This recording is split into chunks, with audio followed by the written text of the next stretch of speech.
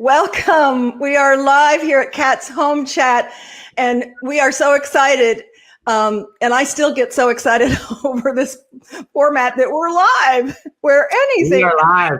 We're anything. I'm probably the most live person you're ever going to meet. Okay, you're going to get your 2 minutes there. Let me properly introduce you, darling.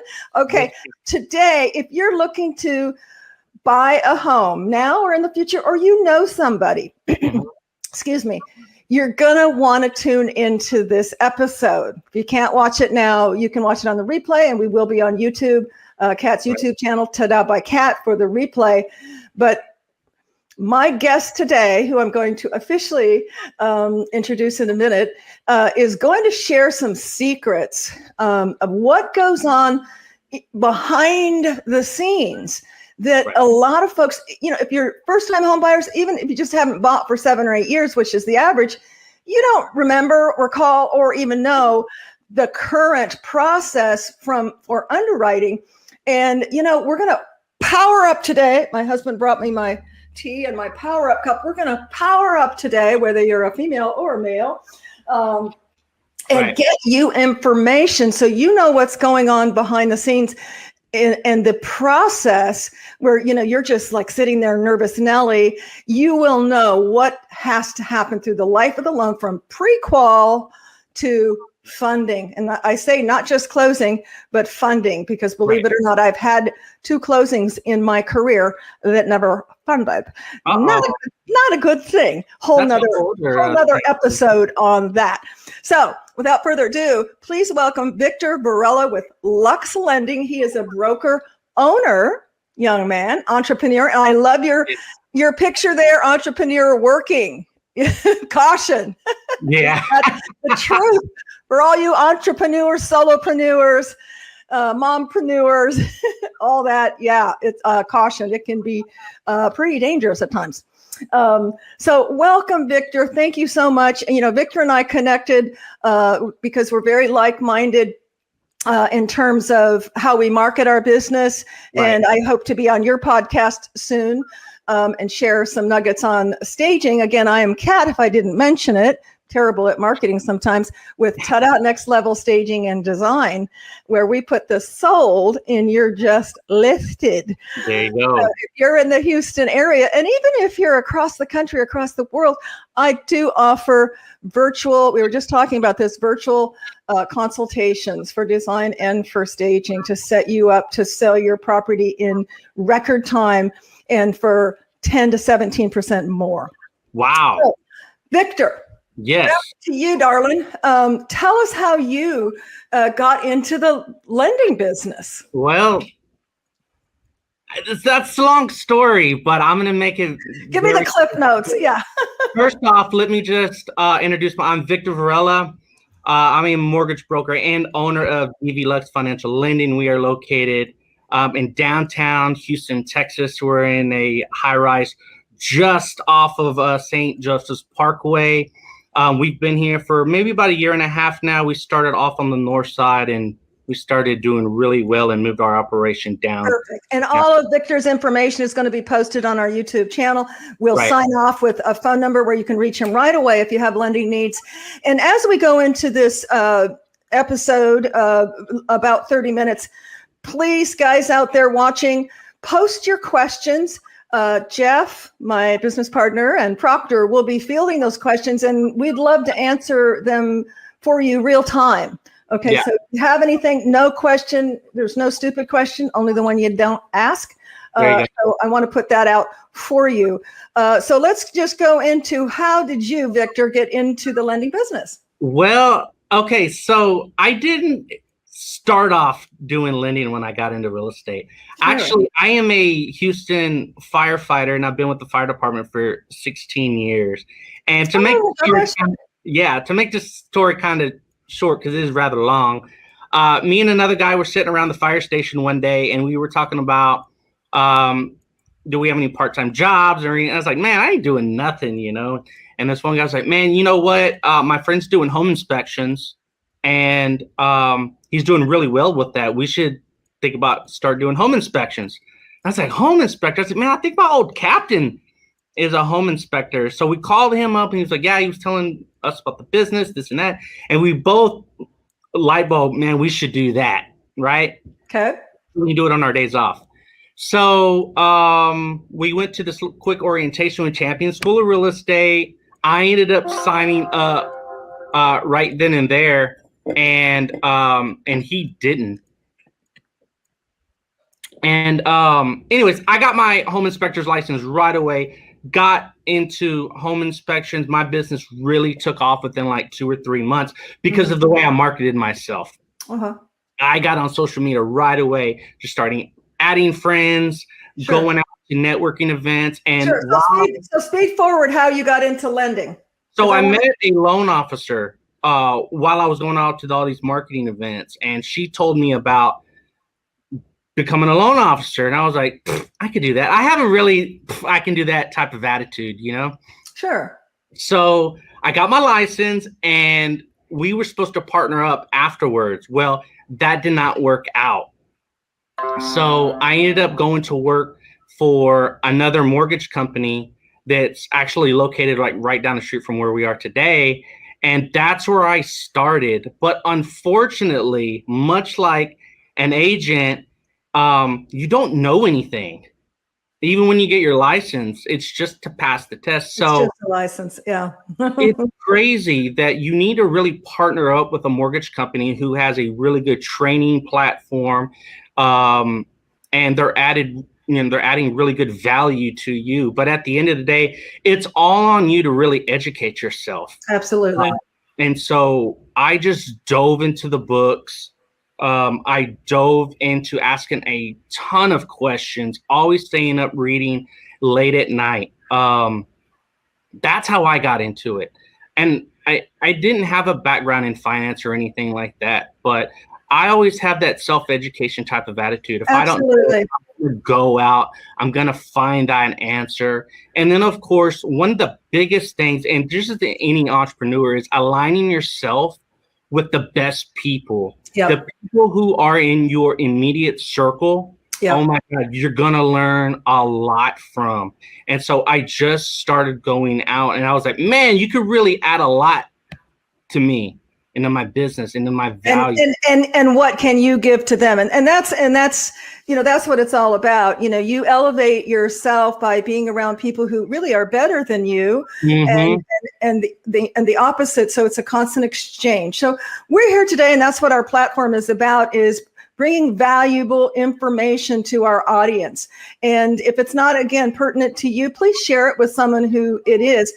Right. Many of you know, I have an award-winning staging company. I'm a master stager, color specialist, etc. That's my main business, but I do hold my license, and I do real estate by referral only. I'm actually helping one of my team members right now get into a brand new home. So it's close to my consciousness right now in terms of the process. Okay, now. This happens to be a new home, and there's a whole bunch of nuances in terms of new homes that is different and similar. And we did an episode last week with Angel Rupert about why you need a realtor when purchasing a new home. And I think a lot of folks found that very, very valuable. I will tell you, as having my license in 2 states for over 20 some years in real estate, that the lender you have, the lender that you network with, and you will want 2 or 3 possibly, because some will specialize in foreclosure, some will specialize in first-time home buyers. There's very few that are renaissance, but you want specialties.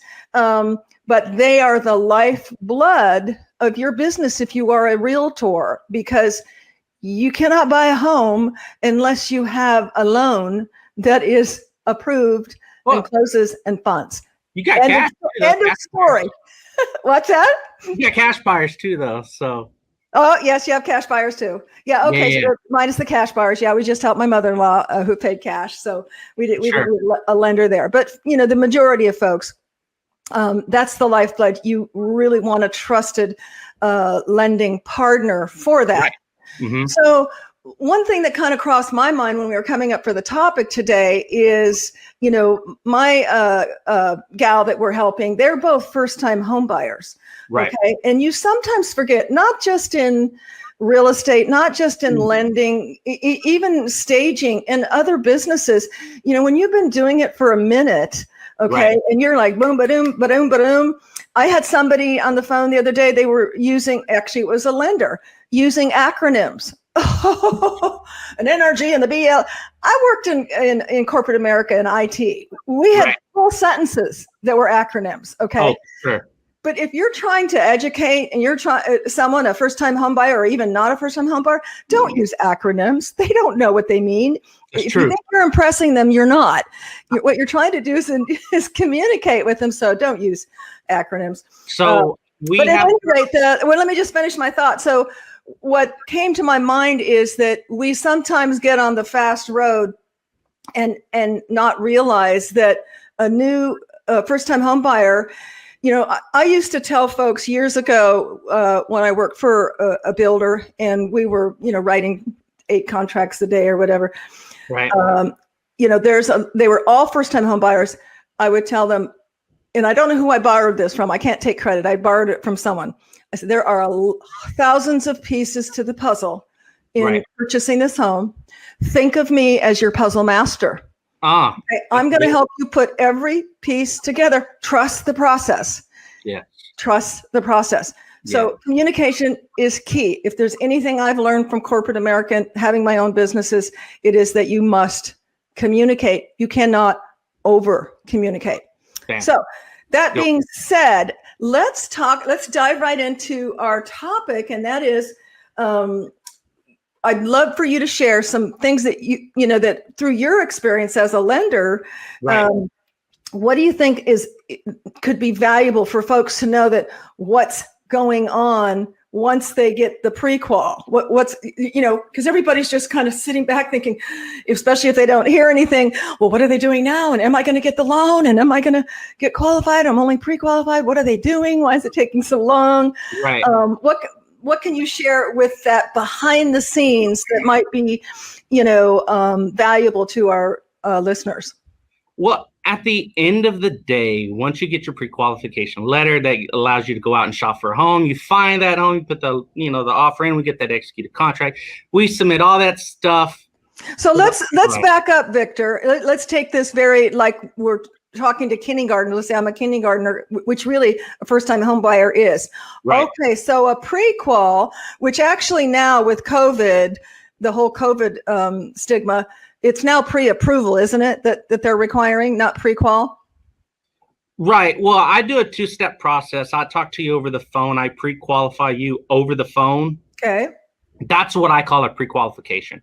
Yes, you're right. A pre-approval letter is a letter that we give to you after we get a full application. We look at all of your documents, which are really just your ID, your last 4 pay stubs, 30 days worth of bank statements to verify funds that you have for your down payment and your closing costs. And then, of course, we verify that you've been working for the last 2 years via your use. Yes. So, Crystal, if you're listening, that's the one thing, working for Tada is once you've got 2 years, then that can be counted should at some time you guys decide to, take the loan a different direction or what have you.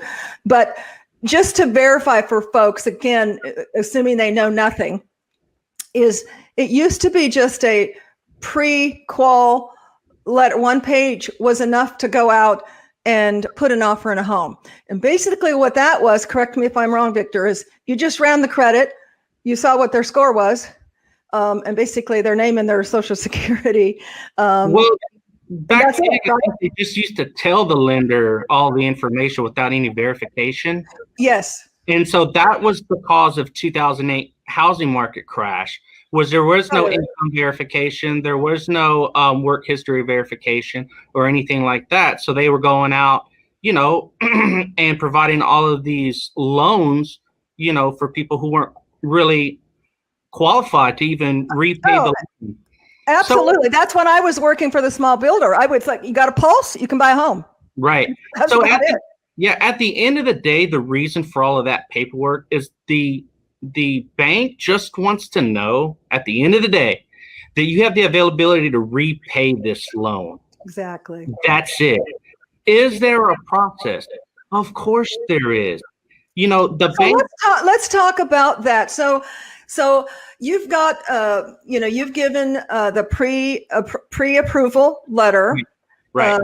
And they can now, the realtor can now go out, and shame on any realtor who goes and shows homes without having that, because you don't know what their ability to pay is, right. If they can qualify for 200 or 300 or 400.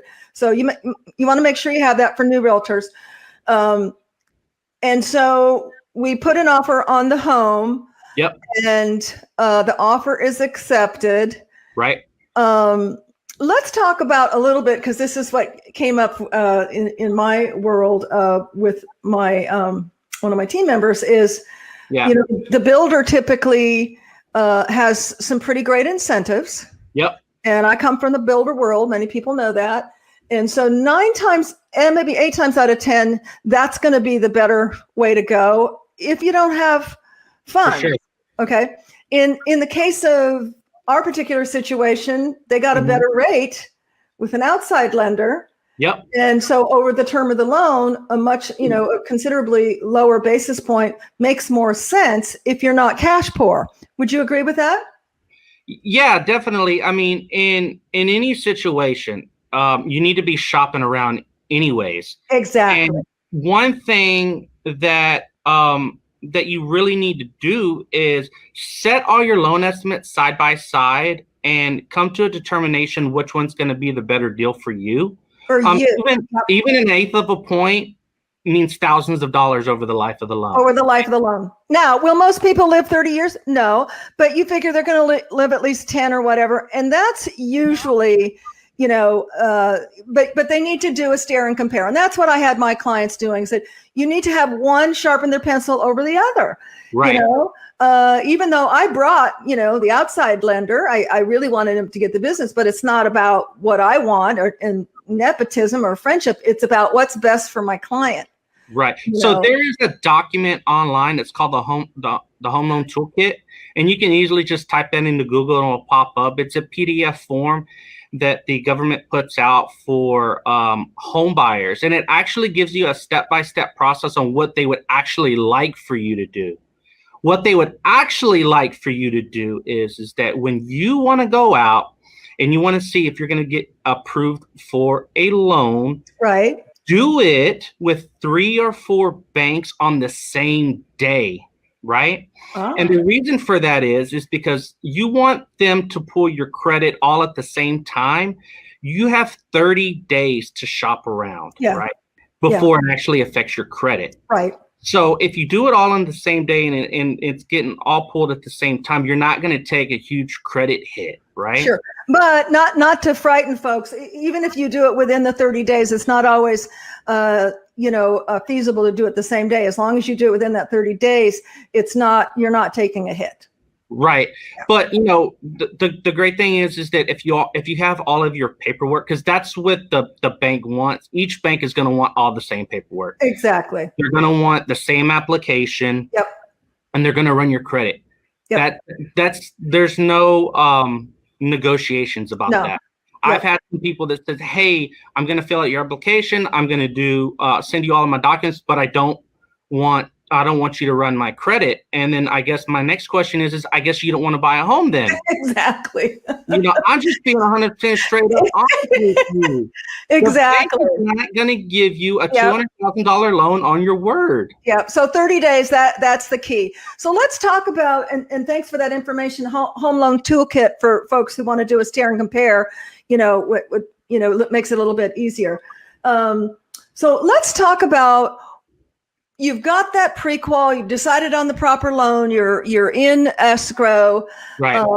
What are some things, because my understanding, most lenders, then they package up that information, which now they're doing up on the front end already. You've got the digital, 401k and bank statements and right. work records and all of that. Then that goes packaged up digitally to the underwriter. So let's talk about what the underwriter does and what could be some possible snafus or hangups to make that loan not go through in underwriting?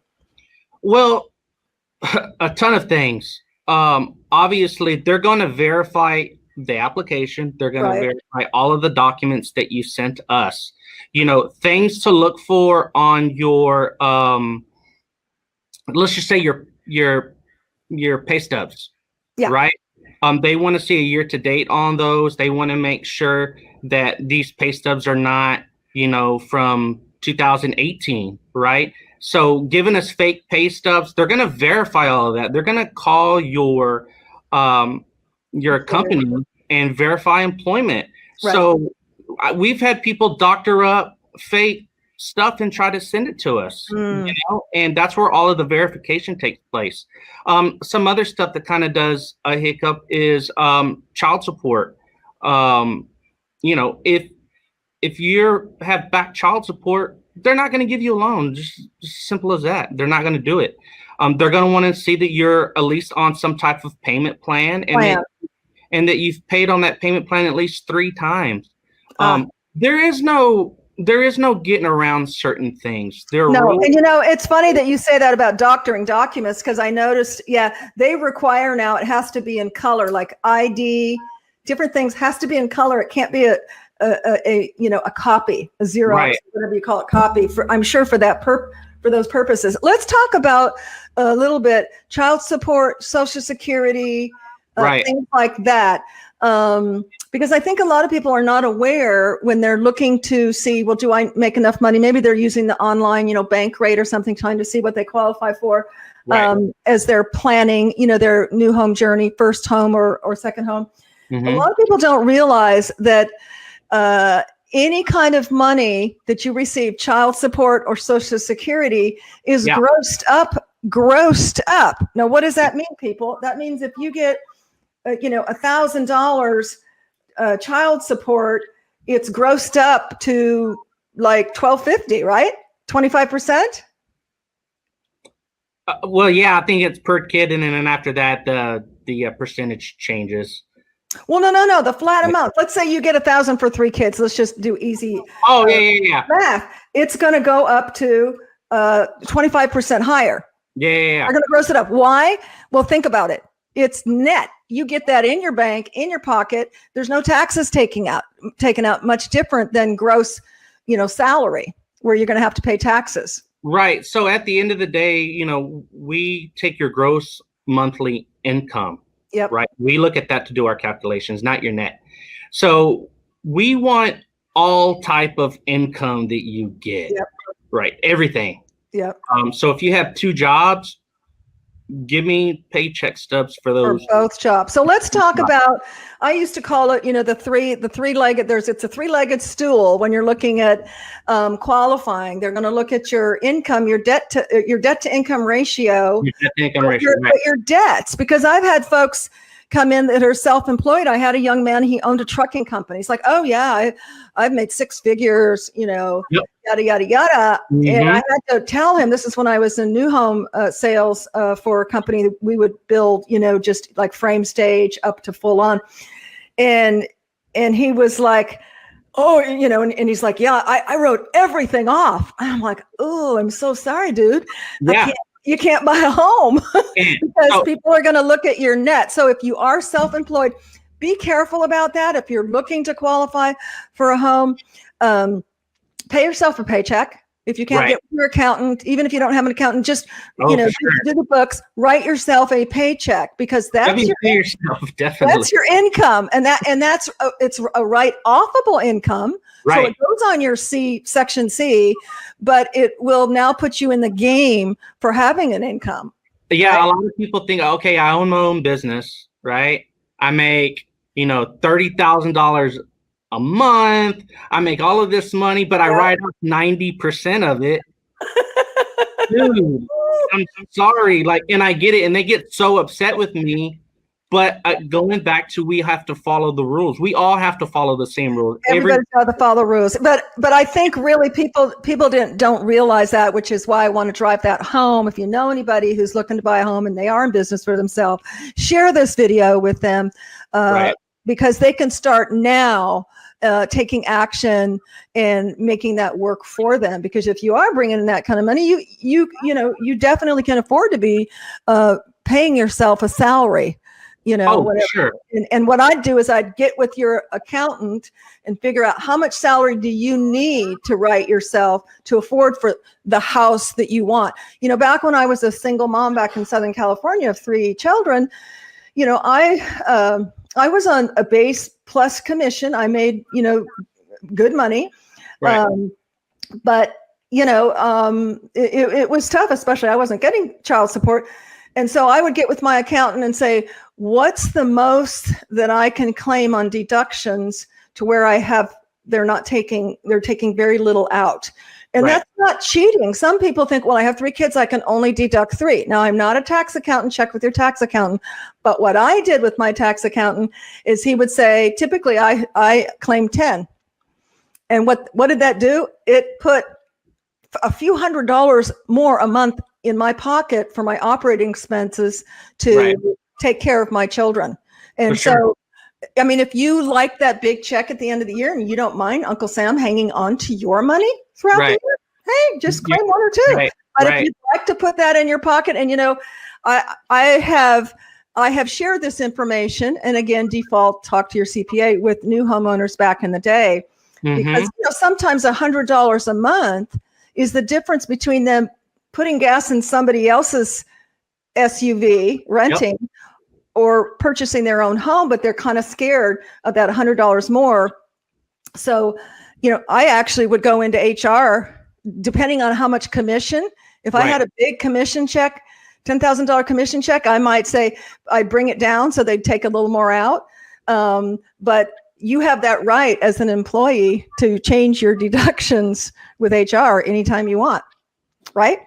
Oh, for sure. So back to owning your own business and all that other tax-related stuff, it's really, really, really beneficial to get with your accountant, because, you might be set up as an LLC where you really need to be set up as an S Corp so that you're allowed those tax advantages, right? Very, very good point. Yes. All that stuff really does play into whether you're going to get pre-approved for a loan or not. We need good documentation anytime you're a business owner, right? So you're going to fall into a whole other type of loan program, which really primarily you'll probably go into what's called a bank statement loan. And that's a non-QM product or non-qualified mortgage product or non-conforming loan.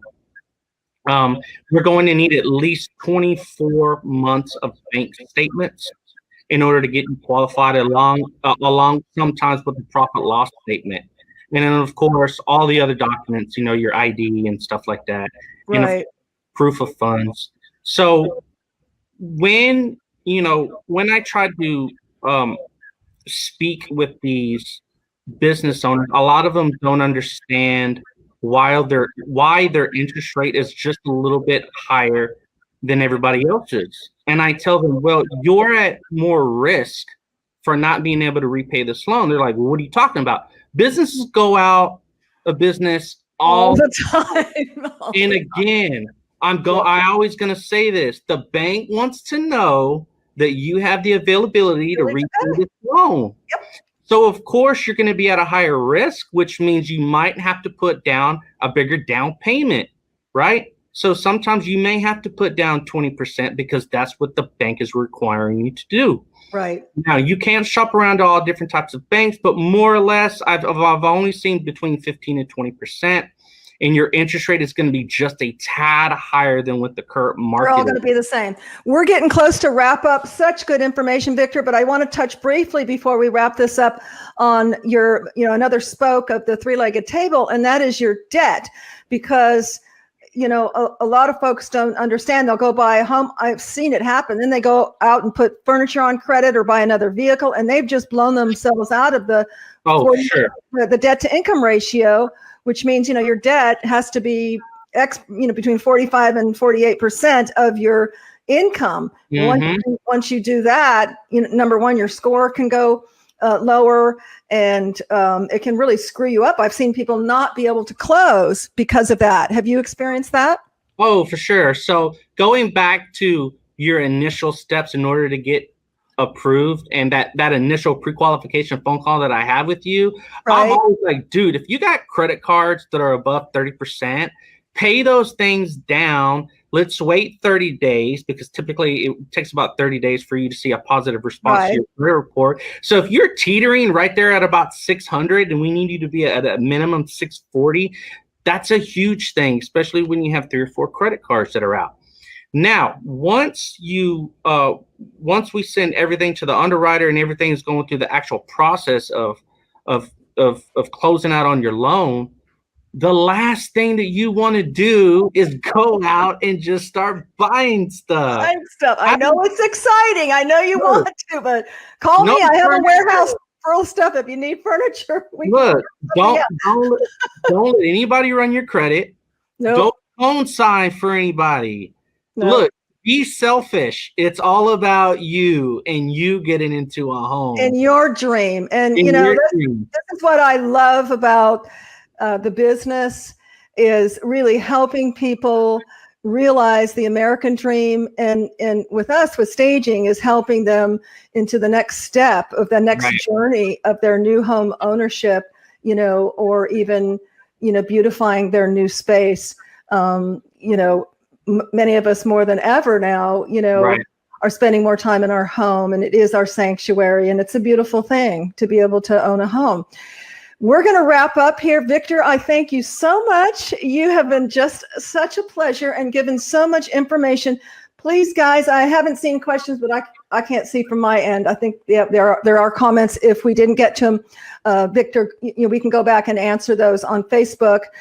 This will be published to our YouTube channel, Ta-Da by Kat. Right. If you could post that URL, Jeff. I don't know why it has a C in it, but it's YouTube/C for channel /Ta-Da by Kat. Please subscribe and hit the bell. You'll be notified when new things are uploaded. And we've got some exciting new things that will be uploaded. We're going out to install a restaurant, some decor in a new refurbished restaurant in Katy as soon as I leave from here. So I'm super excited about that, to take some footage on that. But if you'd like information from Victor until it gets posted on YouTube, you can reach Victor at 281-630-1778, or of course you can always email me at admin@lux-lending.com. And Victor can talk to you about whether you're in the Houston area. They're even expanding to all of Texas. So that's exciting news.